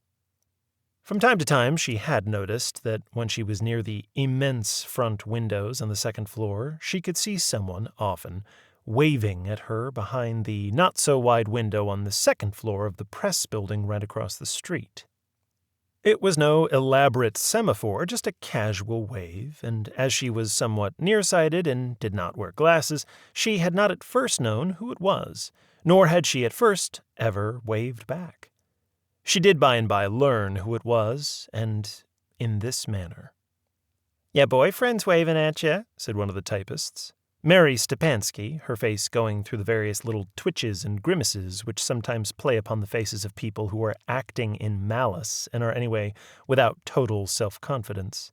"Ain't you gonna wave back at your boyfriend?" And she looked away elaborately, while her mouth stretched and wobbled. "Which one?" Stell asked, casually, not looking up. "Billy Bomberg," Mary snapped, and then realizing that Stell had had the better of it, muttered, "Which one?" And, her face gone totally out of control and quite ugly, gave an angry sniff and moved quickly away. She never played that game again. "Oh, that one," was Stell's sole comment, and, very casually, she had turned and waved back. A few people had chuckled. But her easy way of handling it had caused it to be forgotten at once. Still, it was sort of a good question, although Mary had presented it as a statement. Was Bill Bomberg her boyfriend, in a certain sense, or was he not? And if not, why not? Stell had given the matter considerable thought and had summed matters up into several headings entitled, approximately, Relations Between Mature Single Men and Women. First type. A cool, mutually respectful relationship between, as it might be, professional equals. Example, she and Carl Hemling, the Gazette's sports editor. Second type. A much, naturally, warmer relationship between those expecting to get married, whether formally engaged or not. Example, Betty Stills and Bobby Koff, the assistant manager of the steam laundry. Third type. An intimate relationship. Example, Peggy Wilson, Stell's 1.5-year younger sister, who still lived officially with their Aunt Polly in Jersey City, but was actually carrying on an affair with one Robert L. Lacey, an insurance broker. "We're going to get married as soon as this damn depression's over," Peggy said. "So what's the difference?" Well, obviously the Bomberg-Wilson or Wilson-Bomberg relation belonged to the first type, or it should. But did it really? It was easy with Carl. Carl lived with his really horrible old, really crippled mother. He couldn't get married, and it was no secret that he was a steady customer at Sally Snyder's Riverfront Hotel. Which was certainly one way for a man to handle sexual matters. You knew where you were with Carl. Carl never waved at you, asked you to lunch or for a drink, or quoted poetry at you. "Nice story today's," was the way Carl expressed a compliment. As for type 2, or second type, well, what was the point of getting too close to Bill Baumberg? He made more than she, but how much more could he be making? He had to be making more because he was a man, and men always made more for the same kind of work. Reasons for this ranged from "men have families to support" to "men are available for a wider variety of assignments and work harder, and anyway are, well, just better, by way of men don't take any time off because of cramps." Bluntest one. But making enough to support a wife? Nothing doing. And by now, just about every employer in the country was firing women who got married, if they didn't quit anyhow, because it was not fair to pay a woman who didn't need the job when there were so many unemployed men who did. But this was all kind of way ahead of things. Who said either that Bill would want to get married to her even if he could afford it, or that she would want to get married to Bill? Well, as a matter of fact, a number of people did. Sister Peg, for instance. Sister Peg, however, when asked, delicately, about that, had first instantly wrinkled her face, and secondly and hastily, and of course too late, said, "Well, it's all right, I suppose. Well, men want it. It's just the way they're made, Stell. Might as well get used to that." Maybe so. But Stell didn't see one reason why she had to get used to that right now. And that, of course, took care of third type. So since sex was not such a great big thing, and since marriage was not in the cards for the foreseeable future anyway, even if she, Stell, was willing to give up her career, which right now she wasn't, so what would be the use of getting too close with Bill? It would only lead to unhappiness, wouldn't it? To feelings which couldn't be satisfied, to loss of control. And feelings and control did not refer, in this case, to sex either. No. "Phone, Stell." "Thanks. Hello?" "Hi, Bill. How about lunch?" "Where?" "The Half Moon?" "Fine. When? 12 noon? Okay, thanks." So much for that. Sigh. The Half Moon, on Main near Valleydale, was all white tile and bustle. There was often a huge red lobster in the window, although, come to think of it, Stell had never actually seen anyone eating a lobster. Still, it was definitely not always the same lobster, so someone must. The only other possible explanation was that there was a sort of lobster exchange to which restaurants belonged, but it was easier to believe in transmigration or whatever it was that Catholics believed in. "And what was your morning like?" she asked. He shrugged. "Court," he said. "Old Judge Boodle presiding. The usual, the invariable. Bootlegging, drunk and disorderly, beer running. Sometimes I think that the entire population of Yokums, present company excepted, must consist of those engaged in bootlegging, and of course those under 18 years of age." Stell snorted. "Huh, that's a hot one," she said, helping herself to a roll and to some pickles and sauerkraut. "I must know of at least a dozen bootleggers who are under the age of 18. Bill agreed. At least. He carefully buttered the small piece of roll he had broken off, which showed that someone had trained him in good manners. For a moment, neither said anything, just nibbled and munched. Then Stell said, I know that every city in the country has beer barons and beer runners and rum runners, but does it ever seem to you that Yokums has maybe more than its share?" "Does it ever? Boy, oh boy, whoopee." The little frown of concentration settled on the upper part of her face. "Well, why, do you suppose?" Bill shrugged, then raised his eyebrows, then smiled a swift smile. "Supply and demand," he said. "Know what I mean? Well, pretend that this tabletop, this tablecloth, is a map. Here is Yokums. Here is Hackamak Bay. Here is New York Bay. Here is the Hudson River. Never mind all the different names.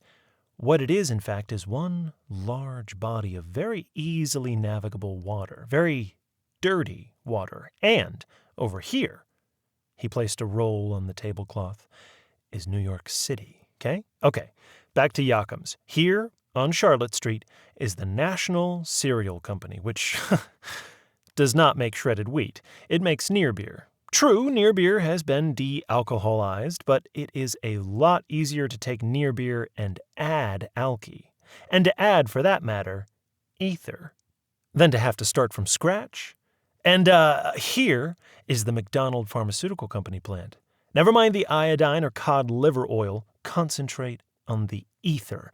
Concentrate on the grain alcohol. Got it? And why, what is this? This was, in fact, a salt shaker. Haha, joke. This is the sugar house. The sugar house. And what, pray tell, are the basic ingredients of moonshine whiskey? Stell said, "Sugar and grain and alcohol." Oh, I see, said the blind man. "Well, here you have, on the one hand, all the essential commodities for the manufacture of illegal booze and or beer, and here you have first the teeming millions, or almost, of the Jersey Shore and hinterland, and here," his finger moved again, "you have the literally teeming, or teeming literally, millions of the city of New York. A great, thirsty, bottomless gullet of a market. All that is lacking, if it is lacking, is one mind capable of tying this all together. One mastermind, so to speak. Now, does such a mastermind exist? Would you care to try your strength, or strength, as we locals pronounce it if not careful not to, on the mallet, and see if you can ring the gong and win? A Cupid doll or a cigar? Stell said hesitantly. "Well?" He leaned forward, encouragingly, gestured. "If you look out the back windows of the press building, my dear Miss Wilson, what hills are those you see? What ricks and rills, what woods and templed hills, those of the bluffs, right? And not a million miles away, no, not even in fact 1 mile away, at, as it might be, 439 Upper Bluffs Avenue, who is it who is widely and popularly, sometimes unpopularly, known as the kingpin of New York bootlegging, and lives there in domestic felicity like a merchant prince or a giant of industry like they used to live, only he still does? I observe that you hesitate. Why? Are you afraid of getting in Dutch?" "Oh," she said. Oh, of course."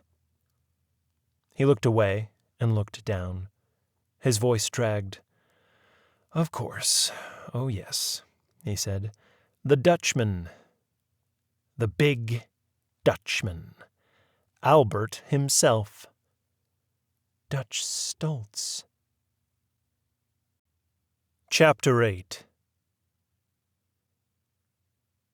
Past a peeling wooden sign, "City Packet Boat Wharf," the rickety wharf itself led a full block in each direction, and in either direction nowadays there was never more than one vessel ever to be seen.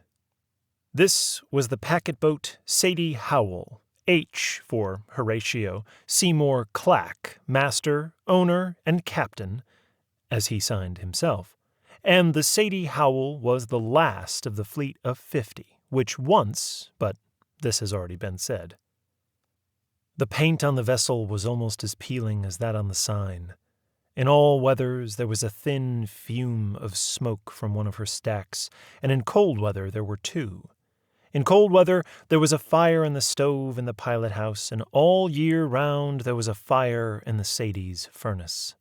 The stove was fed with whatever scraps of wood Captain Clack found as he roamed the lower town with a battered baby carriage. It had been new and proud once, and once he had wheeled his only child, Howard, in it. The captain was a widower now, and Howard had lived in Florida for the last 20 years, and he seldom wrote home. The furnace was stoked with lumps of coal which Preacher Babcock fished up with oyster tongs from the state barge and canal boat wharf, which there was always a certain amount of spillage from the coal scows. Preacher Babcock, who was the color of the coal, was not only the Sadie's chief engineer, he was her only engineer. He was, in fact, the vessel's only remaining crew. The Great Depression hit the packet boat a number of years before it hit the rest of the nation, and though the boat had managed, if just barely, to keep on despite the railroads, the trucks had proven too much for it. After 4 months without pay, Alec Douglas, the last previous employee, had quit and gone to work as a general furnaceman and fix-it for DeVries, who owned 10 apartment houses within one 2-block area. The pay wasn't much, but it came in regular, and a tiny flat in a basement came with it. Alec's leaving the boat was not an event which attracted much notice in the world, but it made a difference nonetheless, if only to Alec, Captain Clack, and, the very next day, the short, barrel-shaped black man who had come along the wharf with a slow and even somewhat stately tread which shook the shivery timbers. Clack, who was smoking a pipe which contained more dawdle than fresh tobacco, regarded him from the deck railing in moody silence. "Captain, I wants to ax you something." Clack had nodded, said nothing. "I wants a job. A stoke furnace, attend engines, on the Mississippi, on the Missouri, on the Tennessee. Just about any river they got boats, I works on 'em." The captain of the Sadie Howell considered this a moment or two. "They got many boats left on them rivers nowadays?" he asked. A heavy sigh and a slow shake of the head was the answer. "But I good," the man said, and added, hopefully, "I can cook, too." Alec could cook, too. He could not cook much, it was true, there not being ever much to cook, nor could he cook well, but Horatio Seymour Clack could not even cook as well as that. He had tried. Lord knows that he had tried. It went into the stove very nicely, and invariably it came out very badly.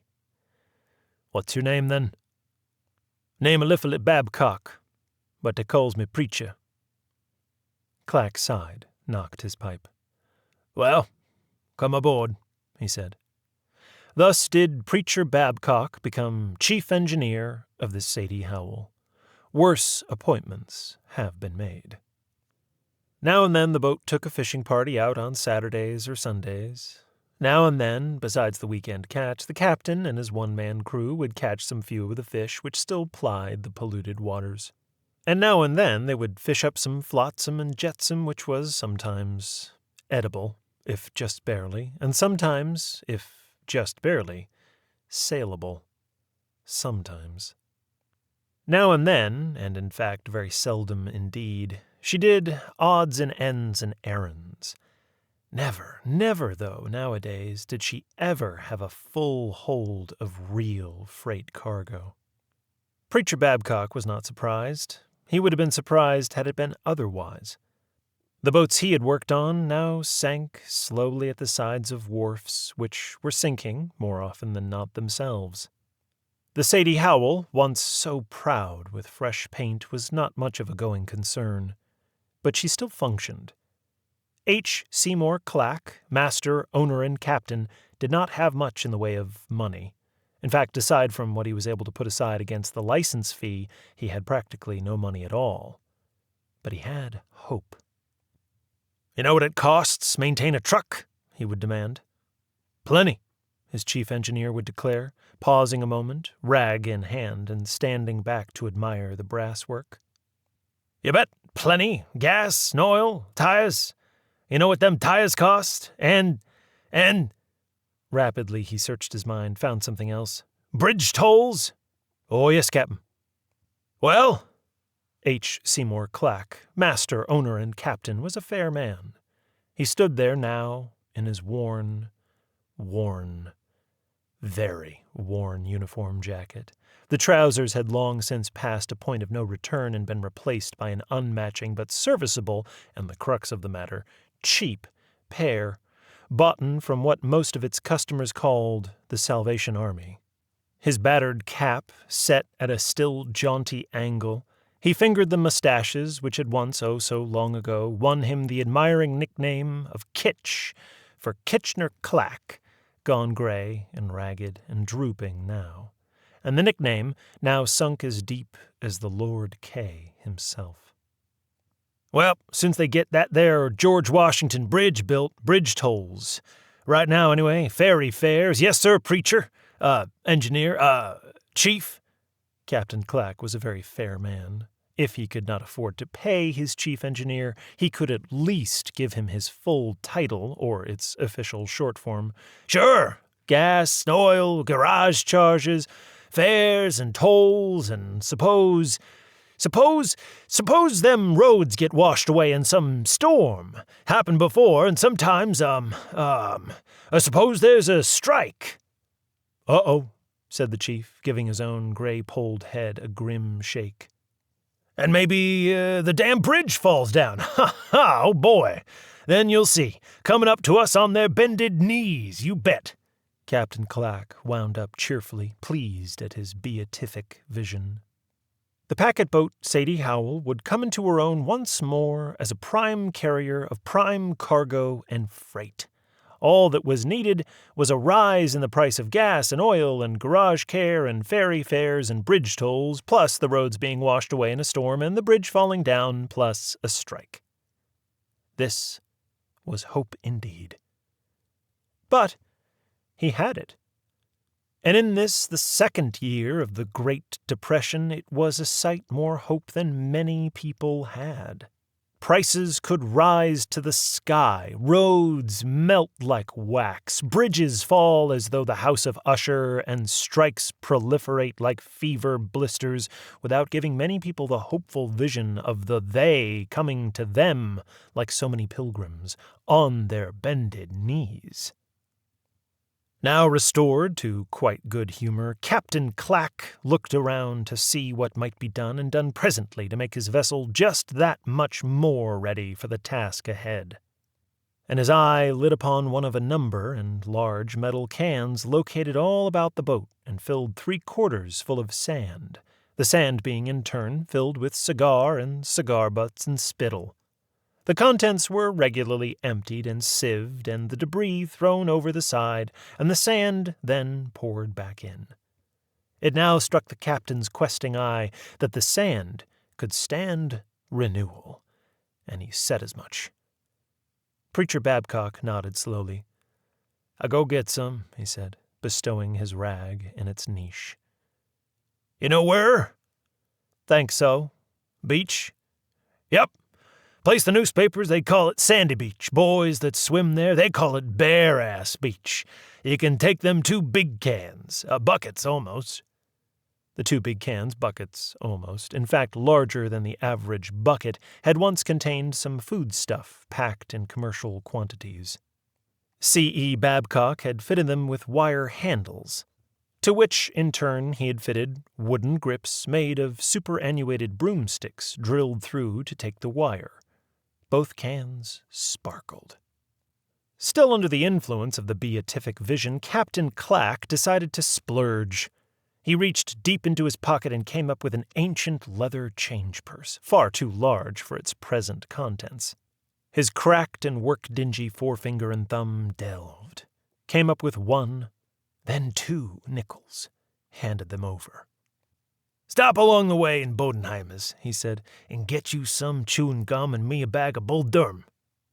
He would have much liked a drink, but, "Yes, Captain. Thank you, Captain." With the chief engineer's measured, heavy, and familiar tread falling away in the distance, the captain went up into the pilot-house and began the immemorial rite of polishing the boat's mahogany wheel. It had been long since the bottle of lemon oil gurgled when tipped, but both it and the rags still smelled correctly. Later, that done, he betook himself to his worn old charts. Suppose now, just suppose, he was to get a freight bound for, bound for the Gowanus Street Canal in Brooklyn. He would first, of course, swing the Howl out into the channel, and then... In the course of the next hour, he had brought the ship to the Gowanus Street Canal, to the South Street piers in Lower Manhattan, then back around the Battery and up the North River to Yonkers. Long and long ago, he had regularly carried barrels and barrels of soap powder up to Yonkers for the steam laundry there, and then... Here the captain's imagination had really soared.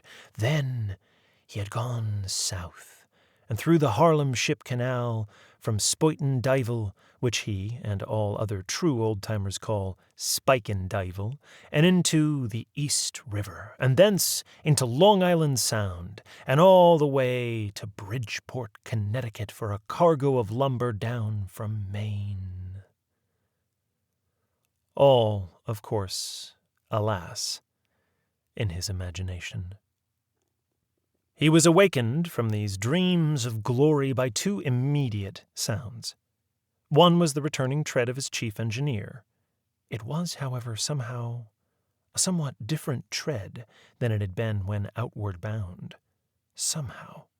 It was not lighter, certainly. It was just different. The other was the sound of a voice raised in song. The voice was that of Eliphalet Babcock, chief engineer, and gave great and good support to his being called Preacher Babcock, although he was not actually preaching. He was, in fact, singing. He was singing, in fact, the hymn called Jerusalem the Golden. Horatio Seymour Clack silently left his charts and went over to look out on and to examine this phenomenon. A faint breeze, only faintly tainted for a change, with the stale smell of sewage, was on the bay, and the seagulls flew in from the water and settled with short squawks of satisfaction on the pilings of the packet-boat wharf. Coming steadily along the wharf, slower than usual and carrying both of the very large cans with an almost exaggerated care, came the chief engineer. His face bore an expression of great exultation. "The sound of them that triumph," he sang. "The sound of them that feast." There was a brief interlude, not of organ music, of silence. Then the preacher's voice broke into prose with some air of recapitulating events mentioned previously. "Comin' 'long sidewalk," he declared, somewhat in the manner of a chant. "Satan, he tempt me. Satan, he tempt me. Satan, he say, take that money and spend it on strong drink. Satan say—" Captain Clack heaved a deep sigh. "Satan, he cite the scripture for his purpose. Oh, Satan, he tempt me. And he say, Satan, he say, Satan say, if the soul desire of thee strong drink shalt do buy. And I say unto Satan, Satan, thou father of lies, get thee behind me. And I stamp my feet at him. I say, oh, Satan, Satan, oh, certain and liar from the beginning. Serpent shall be trodden under foot, shall be stomping, and I stomp my foot. I strike the pavement with my foot. The flinty rock I smite and strike, and the rock of the pavement open up, Lord, Lord, and a golden pipe come issue forth. Gold, gold shine like solid gold. And it flow, Lord, Lord, it flow. Famine great, great upon the land, Lord, Lord. The preacher was swaying back and forth by now, the spirit clearly being on him. Captain Clack, with circumspection but with determination, had come to stand by the gangplank as the preacher, chief engineer, still swaying rhythmically, came marching up aboard. "Chief engineer," said Clack firmly, "as master, owner, and captain of this vessel, viz. the Sadie Howell, licensed as a packet boat under the Act of Congress of October the 12th, 1875, I demand to know the meaning of this before you go one more step forward." His chief engineer swung one of the bucket cans down and across, and without spilling one drop, set it at his captain's feet.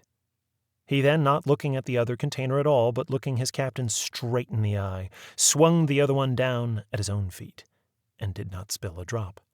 He next picked it up with both hands, and raising it to his lips, drank from it deeply, still looking straight into the astonished eyes of Horatio Seymour Clack, who next proceeded to do the same thing. Clack, however, merely sipped and tasted. The two men exchanged a long, very long look. Then Clack set down his own bucket can. Then he removed his cap. "For what we are about to receive," he prayed, "Lord, make us duly grateful. Amen!" For quite a while there was no further word, only the sounds of sipping, of the smacking of lips, of deep swallowing, gurgling, of very slight splashing. Then Captain Clack, with a long sigh, slowly lowered the growler from his lips. "On their knees," he said.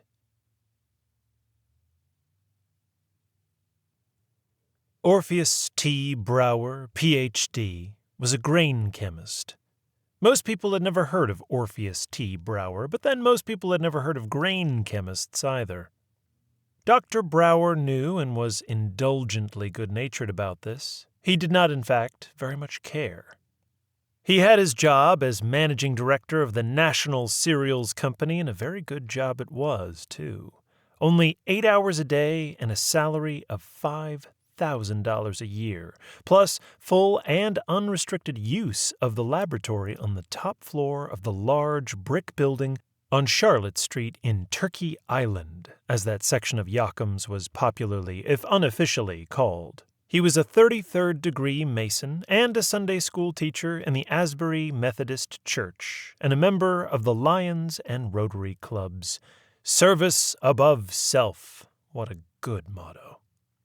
He and his nice little house in Gristmill Heights, one of the, it is true, older houses in that excellent residential suburb, restricted.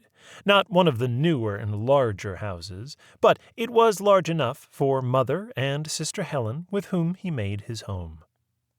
No, he would say, when the conversation might trend in that direction. "I don't intend to marry. I am quite happy as I am." "Nor do I," Sister Helen said. "So am I," she would say, nodding cheerfully.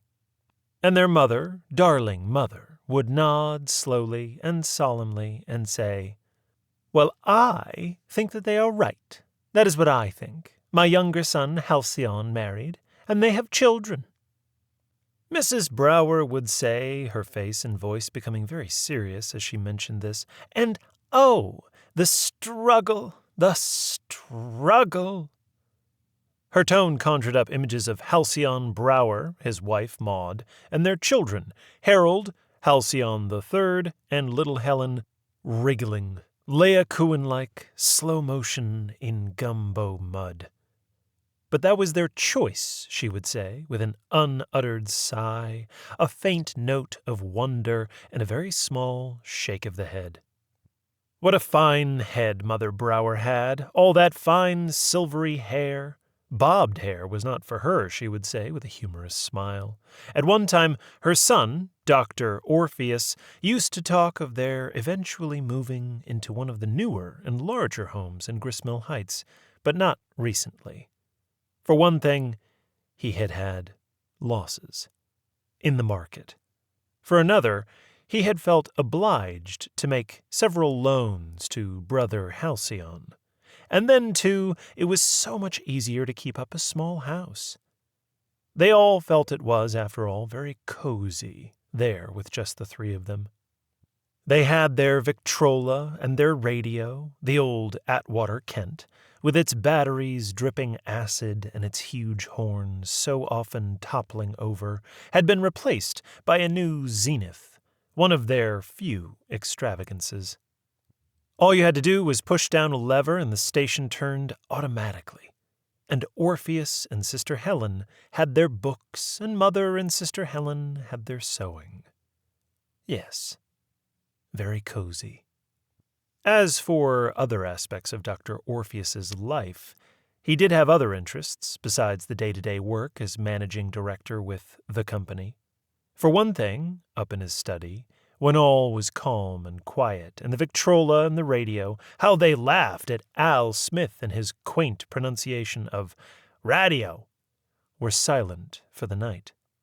Orpheus wrote. He had been writing a series of stories of the type called scientification, about space ships in distant galaxies, adventurers of a newer and different sort. Sister Helen alone knew of this. She alone read the stories in manuscript. A few had already been published, pseudonymously of course, and for another, in the company's lab, Dr. Orpheus Brower was working on a project. This one was not a secret. "What is this project, Orpheus?" his mother had asked, and not she alone. Young Mr. Robert Boykin, the young lawyer who was not only the president of the company but probably one of its largest stockholders, Orpheus did not pay much attention to these details. Mr. Boykin had asked, "So this is the project, Doctor?" as he looked around the lab with keen interest. "Yes, it is, Mr. Boykin. Yes, sirree." Others might say Doc or Bob or Sonny Boy, but between the two men themselves it was always Doctor and Mr. Boykin. Mutual respect was the keynote of their relationship. Well, mind giving me some sort of rundown on it? Of course, I haven't got your scientific-type mind."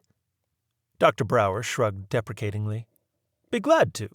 I am working on a formula, a new type of formula, for a commercial donut mix.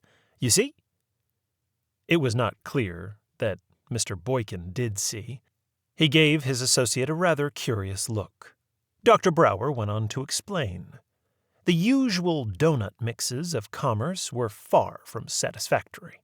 Sometimes the donuts took too long to make, or they took up too much grease, or they grew stale too quickly, or were too sweet, or not sweet enough, or they burned, or the mix was simply too costly. I have a several-fold interest, you see, Mr. Boykin. For one thing, there is your pure scientific approach. Can it be done? If so, how? And, besides the fact that I enjoy the work, the challenge. Mr. Boykin nodded, his face displaying keen interest. "Yes, Dr. Brower, besides that, Dr. Brower's mild gray-blue eyes gleamed behind his gold-rimmed spectacles. "Besides that, I must confess to you, yes, I will admit, there is a commercial interest." Mr. Boykin returned the somewhat roguish look with which Dr. Brower had made this admission. "Oh ho, there is, eh? Aha, well, tell me about that." And Dr. Brower did.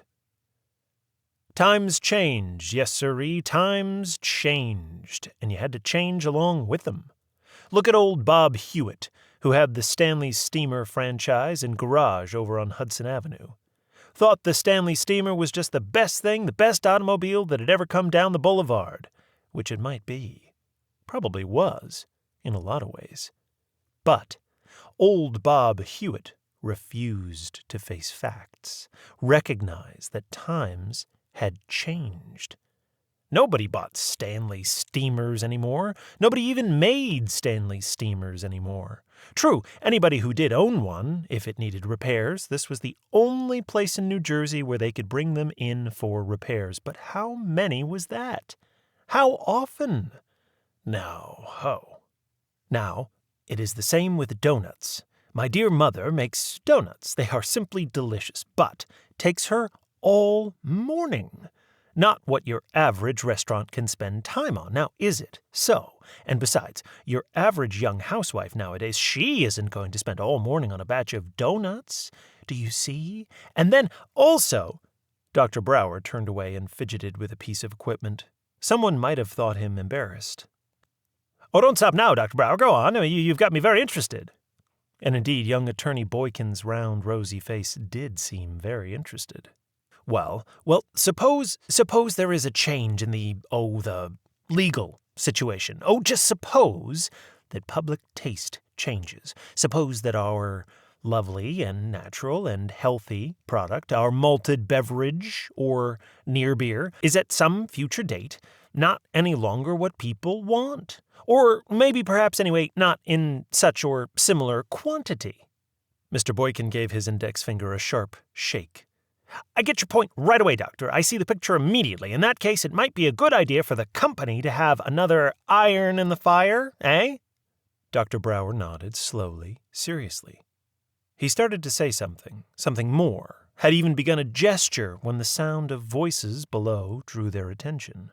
There were two voices, one being drowned out by another and more profane one. Dr. Brower frowned, clicked his tongue, hurried to the window, Mr. Boykin following. Down below was a scene, a man on foot and another man on horseback. The man on foot trying to dodge around the horse, the man on the horse heading him off. "Darn it!"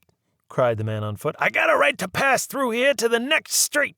But you ain't got no right to tell me I can't." And the man on the horse, more like a rather large Indian pony, "Listen, you! Don't you tell me what I got a right to do and what I ain't got no right to do. Just you get your ass out of here, or I'll blow your head off. D'you hear me?" And, so saying, the man on horseback brandished a shotgun. This was instantly persuasive. The man on foot threw up his hands and turned around. You're right. Okay. I'm going, okay. His voice fell silent. He went. Dr. Brower was struggling with the window. His usually mild face was angry. "There is no reason for use of any such language," he exclaimed. The window resisted him. "There are women in this plant, and even so, there's no call for such language. Why—" Mr. Boykin placed a restraining hand upon his arm. "I'll take care of that, Doctor," he said. "I will speak to the man about it, so don't trouble yourself any further. It won't happen again if I have anything to say about it, and I assure you I have." The managing director was somewhat appeased, but still he grumbled. "Don't know what we need an armed guard for anyway," he muttered, slowly moving away from the window and half turning back to cast an angry glance. "Do you, Mr. Boykin?" As it happened, Mr. Boykin did. He pursed his rosy lips and nodded. His face was very serious. "Several factors make it necessary, Dr. Brower. One thing, ever since the Depression, people have been trying to sneak in and steal barley. Now you know, and I know, Doctor, that the type barley we use here, it is not the type barley for use in, say, soup. But your poor person doesn't know that. We have had losses, Doctor. We have to protect ourselves, our stockholders, widows, and orphans." Dr. Brower's scientific mind had immediately caught the gist of these remarks, and he nodded his agreement. "Furthermore, I'm sorry to say, certain criminal types are always trying to steal our malt and hops for the manufacture of so-called homebrew, which, I hardly need to tell you, is illegal. After all, we are licensed by the federal government for the manufacture of malted beverage or near beer only, and we have our legal responsibility. I'm sure that you agree." Dr. Brower did indeed agree. He was in fact entirely convinced. And young Counselor-at-Law Boykin assured him once more that there would be no further repetition of such vile language. And on that note, they parted. Several other people and Mr. Boykin had some conversation too before he left the plant. One of the federal inspectors approached him, asked, "You got any news for us?" "Why, no, I haven't," Mr. Boykin said very quietly, continuing on his way. The man's mouth twisted, and he gave his head a little jerk to the side, but he said nothing more. "How you doing today, Fritzy?" Mr. Boykin inquired of the Browmeister. This man grunted. "How's the brew today?" "Same pishwasser like every day," the Browmeister said. Mr. Boykin guffawed, slapped him on the back, went out into the yard, and thence into Caroline Street, a small thoroughfare which had no sidewalks. The mounted guard saw him and nodded. "You!" shouted Boykin. "Come over here!" The guard's face went slack with surprise. He dug his mount in the flanks with his knees. He came. "You want to see me, Bobsy?" he asked. "I don't want to see your grandmother. Listen, I don't care what you say in the night. when you're on night duty, but in the daytime—" The man was genuinely at a loss. "What'd I say? What'd I say?" Boykin swallowed. His usually pink face was quite red now. "I don't want to hear about your opening a dirty mouth again, just like now, you dumb palooka. You understand?" For a moment, incomprehension still kept the guard's face bewildered. Then he gestured towards Lower Bluffs Avenue, whence the would-be passer-through had very lately entered and whither he had so soon returned. "You mean—" Giving his head a stiff bob with each syllable, Boykin snapped, "I mean." Bewilderment gave way to annoyance. "Say, what is this, some kind of kindergarten?" "It's some kind of a job, is what it is. You don't like the job? You don't want to take orders?" No, I mean, no, Boykin's sarcasm was terrible. "Listen! In the daytime, see? Don't use any dirty language. See? Do you see? Do you understand what I'm telling you? Because if somebody complains, and if the police maybe come here over some goddamn tiny little thing or for anything, you know who isn't gonna like that? You want a personal interview with him?" The guard's muddy face became slightly gray, slightly green. No, but Bobsy, no, you wouldn't tell on me to the big boy, would you, huh? No, not to the big boy. All right. I will keep my mouth shut. I will, watch out now. Language, in the daytime, like you say, okay? Okay, Bubsy? "Okay, then," said Mr. Boykin. He turned around and walked rapidly towards a waiting car. There were 3 men in it. One of them got out of the back and made room for him, then got back in beside him. Boykin grunted. Then he said to the driver, "Upper Bluffs, let's go."